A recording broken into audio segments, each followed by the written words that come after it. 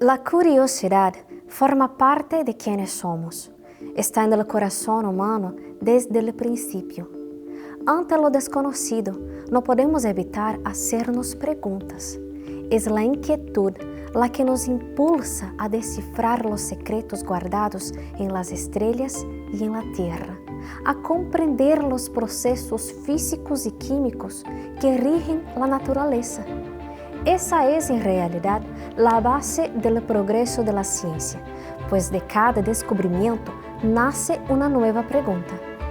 En esta temporada hemos elegido mirar el mundo a través de las lentes del creacionismo, no para imponer respuestas, sino para abrir caminos.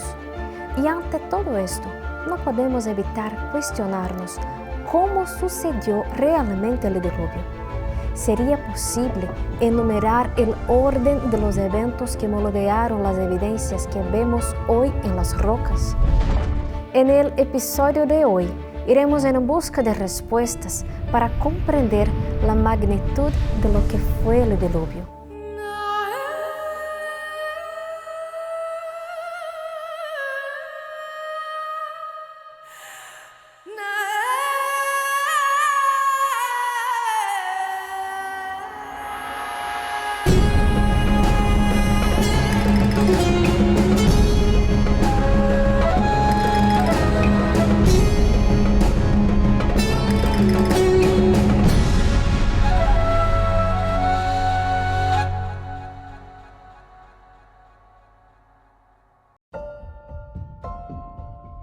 ¿Alguna vez te has detenido a pensar cómo fue el diluvio?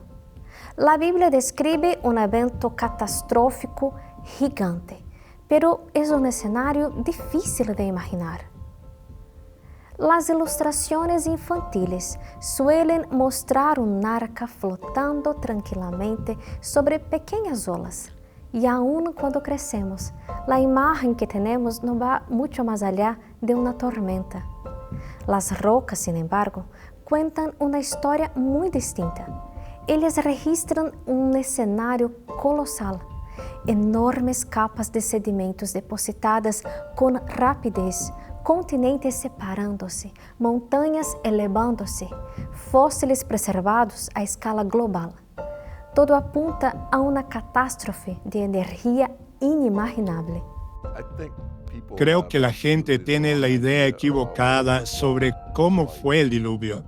Cuando leo las escrituras y considero lo que ellas dicen acerca de cómo comenzó el diluvio y lo que sucedió, es realmente bastante aterrador. El primer día del diluvio se dice que las fuentes del gran abismo se rompieron y se abrieron las ventanas del cielo. Los meteoritos marcan el inicio de la mayor tragedia ambiental en la historia de la Tierra. Al chocar contra la superficie, parte del material de estos cuerpos, algunos de varios kilómetros de diámetro, penetran profundamente, llegando hasta el manto superior. Imagina el impacto, viajando a unos 70.000 kilómetros por hora, convierten toda su energía cinética en calor. La zona del impacto alcanza temperaturas extremas, se funde por completo y el material resultante se derrite.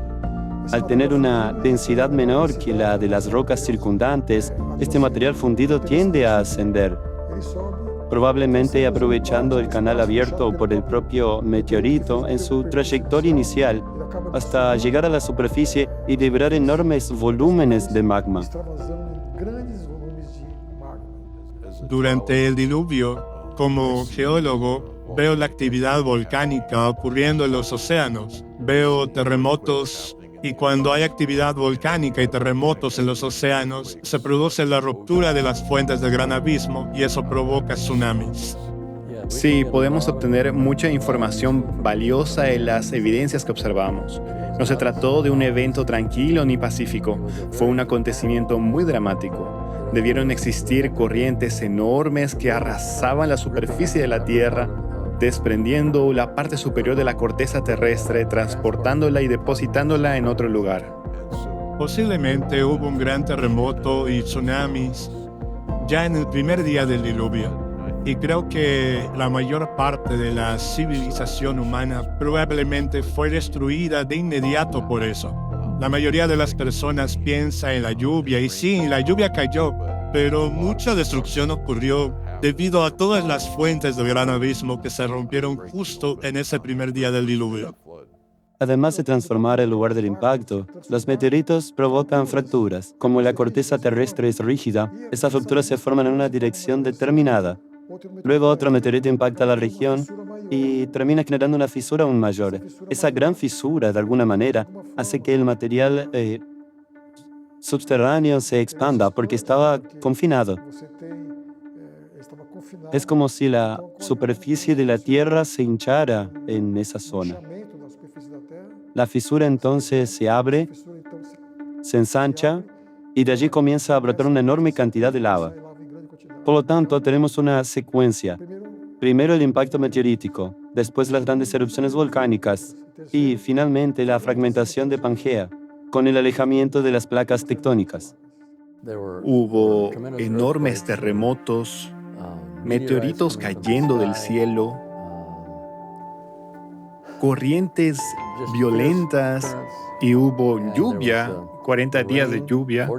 ¿Cómo sucedió esto? Bueno, hay buenas evidencias de que sugieren que una parte importante de lo que causó el diluvio fue el movimiento de los continentes alrededor de la Tierra, la deriva continental, la tectónica de las placas separando partes de la Tierra, y sin duda eso habría puesto el agua del océano en contacto con el magma caliente bajo la corteza, lanzando enormes columnas de vapor hacia el cielo, y probablemente de allí vino la lluvia de 40 días. No era una lluvia común, era algo muy diferente. Y hay evidencias de masas continentales de la corteza de la Tierra hundiéndose en el manto terrestre donde aún permanece. Otros geólogos lo reconocen, pero se intrigan con el hecho de que cómo esas rocas allá abajo todavía pueden estar más frías, alrededor de 3.000 grados menos que el material que las rodea. Eso no podría mantenerse así durante millones de años. Entonces se reconoce que esas masas de tamaño continental están allá abajo, y esto encaja mucho mejor con un evento de diluvio catastrófico que con el modelo estándar.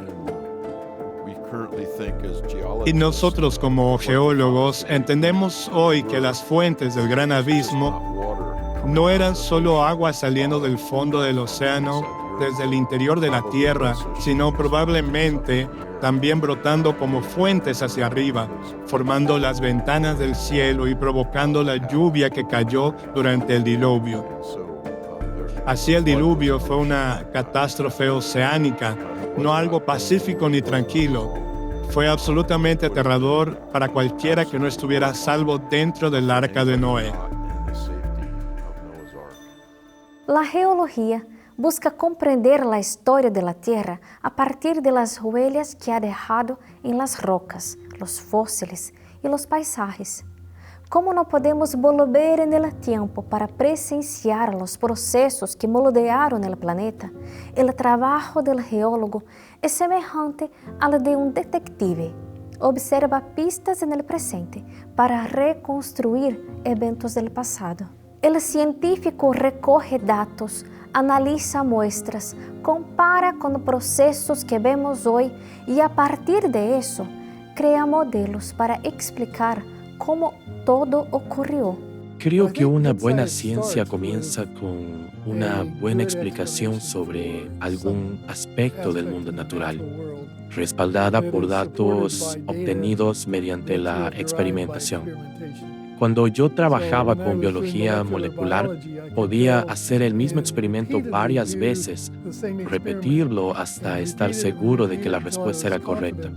Entonces sí, podía publicarlo.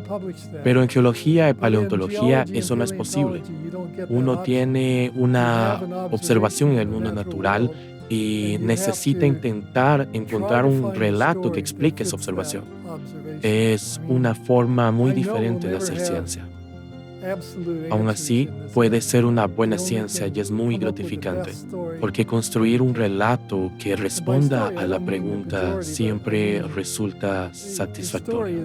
Pero en términos de credibilidad, no es tan satisfactorio porque no se puede reproducir el experimento. Se pueden hacer más observaciones, pero no se pueden modificar la experiencia y ver qué ocurre. Eso es lo que las ciencias históricas como la geología y la paleontología no pueden hacer. Y es precisamente para intentar explicar lo que se observa que existen los modelos científicos. Un modelo científico es una representación simplificada de la realidad, creada para explicar procesos y predecir resultados. No es la realidad en sí, sino una herramienta que ayuda al científico a organizar datos, formular hipótesis y comprender fenómenos complejos. Un modelo es diferente de una teoría. La teoría es más amplia y abarcadora y dentro de ella pueden existir varios modelos. Pero es la curiosidad humana la que transforma preguntas en modelos y sin preguntas no hay investigación, no hay ciencia. Es ella la que nos lleva a observar la naturaleza e imaginar historias para entender procesos o reconstruir eventos. La necesidad que tenemos de modelos surge justamente porque no contamos con todas las respuestas. La naturaleza no nos entrega las respuestas listas. Es el científico quien va detrás de ellas. Observa el fenómeno, lo categoriza, lo describe, pero su funcionamiento muchas veces está en un nivel que el científico no logra ver.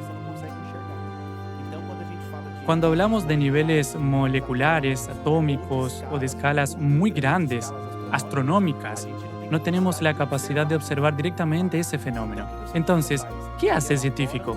Elabora un modelo e intenta verificar si existen evidencias o puntos que confirmen ese modelo o si, por el contrario, necesita ser corregido. De este modo, los modelos científicos pasan por constantes actualizaciones de acuerdo con los descubrimientos que se van haciendo a lo largo del tiempo. Así, la elaboración de modelos funciona como un punto de partida para poder explicar un fenómeno. Los cuestionamientos sobre los procesos que pueden haber ocurrido durante el diluvio son vastos y complejos. Como en toda área de la ciencia, a menudo existen más dudas que respuestas y nunca hay explicaciones sencillas. Aún así, incluso frente a la incertidumbre, hay quienes se dedican a investigar, a buscar comprender las evidencias y responder a las preguntas que surgen al observar el mundo. El profesor Naor dedicó su vida a investigar las historias que revelan las rocas. Fue investigador en grandes universidades brasileñas y durante sus observaciones geológicas percibió que las rocas contaban una historia más compatible con una visión catastrofista. Fascinado por las evidencias que veía, a lo largo de su carrera se dedicó a desarrollar un modelo científico que tuviera sentido con lo que observaba. Ese modelo dio origen al libro La Gran Extinción en Masa. En él, el profesor presenta 5 grandes sucesos que pueden haber ocurrido durante el diluvio. Me di cuenta de que había un modelo. Durante toda la universidad nunca escuché hablar de esto, pero después surgió la idea de los meteoritos cayendo sobre la Tierra. Un meteorito impacta la superficie a unos 70.000 kilómetros por hora. Parte de él se desintegra, pero otra parte sigue descendiendo. La energía cinética se transforma en calor y en la zona del impacto, la roca se funde. Así se formarían las cámaras magmáticas. Ese material fundido bajo la corteza asciende con mayor facilidad por el espacio ya abierto por el propio bólido que cayó. A pesar de la presión extremadamente alta, se trata de una zona de debilidad y el magma encuentra con facilidad una salida hacia la superficie. Me di cuenta de que esa era la explicación más lógica. Pero ¿por qué un vulcanismo global? Las rocas volcánicas que estudié pertenecen a lo que los geólogos llaman grandes provincias ígneas. Y hay varias repartidas por todo el mundo. Además, bajo el fondo de los océanos Pacífico, Atlántico e Índico, justo debajo de la delgada capa de sedimentos, se encuentra basalto. Eso muestra que hubo mucho vulcanismo a escala global. Cuando un meteorito impacta la Tierra y da origen a una cámara magmática, también interviene el agua. En el manto, en la parte más interna del planeta, situada debajo de la corteza, existen grandes cantidades de agua. Antes de una erupción volcánica, esa agua es expulsada.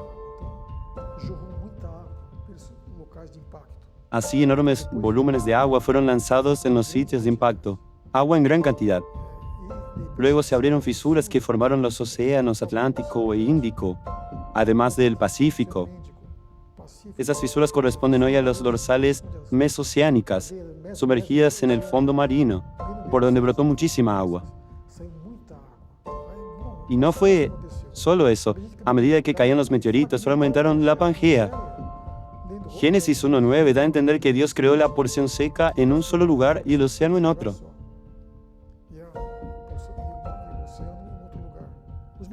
Los impactos fracturaron la corteza y en esas grietas comenzó la apertura que dio origen a los lechos oceánicos. Todo se encadenó. Impactos meteoríticos, tectónica de placas, movimiento de la litosfera, esa capa que envuelve la Tierra, rompiéndose y liberando agua y lava en grandes cantidades.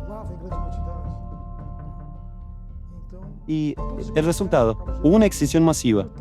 Imagina aquel ambiente caótico. Los seres vivos que habitaban aquí terminaron muriendo y convirtiéndose en fósiles.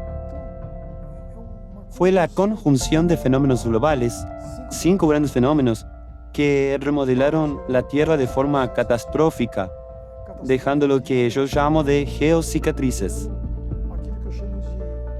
El propio lecho de los océanos es una de esas marcas. Las provincias ígneas, las rocas volcánicas que estudié, también son registros de ese proceso. Y las cordilleras del Himalaya, de los Andes, de los Alpes y de otras regiones son ejemplos de los lugares donde esas placas que se fragmentaron, esas porciones de la Pangea que se rompieron, lo que llamamos litosfera o corteza terrestre, tuvieron destinos diferentes. Algunas de esas placas se separaron y ese alejamiento abrió espacio para la salida de agua y la formación de los lechos oceánicos. Por otro lado, otras placas se encontraron y al encontrarse colisionaron y se plegaron, dando origen a las grandes cordilleras. Los impactos también dejaron huellas. La Tierra está llena de estructuras concéntricas que cualquier geólogo reconoce como producto de impactos meteoríticos. En esas áreas se encuentran evidencias típicas: fragmentos de vidrio desvitrificado, cuarzo con múltiples facturas, microdiamantes e incluso la presencia abundante de iridio, un elemento raro en la Tierra. Todo esto, sumado a la forma circular de los cráteres, demuestra que allí hubo un impacto. Son muchas geocicatrices, cicatrices geológicas dispersas por todas partes. Y cuando observamos esos impactos meteoríticos, el movimiento de las placas tectónicas, las supererupciones volcánicas, la acción devastadora de grandes volúmenes de agua y, finalmente, la extinción masiva, vemos 5 grandes fenómenos. Esos 5 fenómenos me conducen directamente a la idea de una catástrofe a escala global. Es impresionante cómo el diluvio dejó marcas permanentes. Abundan las evidencias geológicas de una catástrofe de proporciones verdaderamente globales. Como todo modelo, el trabajo del profesor Naor no es un proyecto terminado. A pesar de sus vastas investigaciones, todavía se encuentra en desarrollo. Al fin y al cabo, toda investigación genera nuevas preguntas y abre la puerta a nuevas indagaciones que pueden ampliar y perfeccionar su estudio. Pero, ¿cuál es la relevancia de un trabajo como este para el creacionismo? Naor es un científico brasileño, geólogo, doctor por la Universidad de São Paulo, con una trayectoria muy amplia y relevante en investigación científica. Fue profesor en grandes universidades y además, en su trabajo, por ejemplo, investigando suelos brasileños. Su investigación abarca suelos de regiones del sur de Brasil y también formaciones fuera del país. Y es justamente un profesional de esta magnitud quien se propone incorporar la cosmovisión creacionista en un trabajo científico. Así, Naor cuestiona la geocronología estándar, cuestiona la cosmovisión naturalista que predomina hoy en la ciencia y podemos decir que arriesga todo su prestigio académico cuando se propone presentar un estudio creacionista.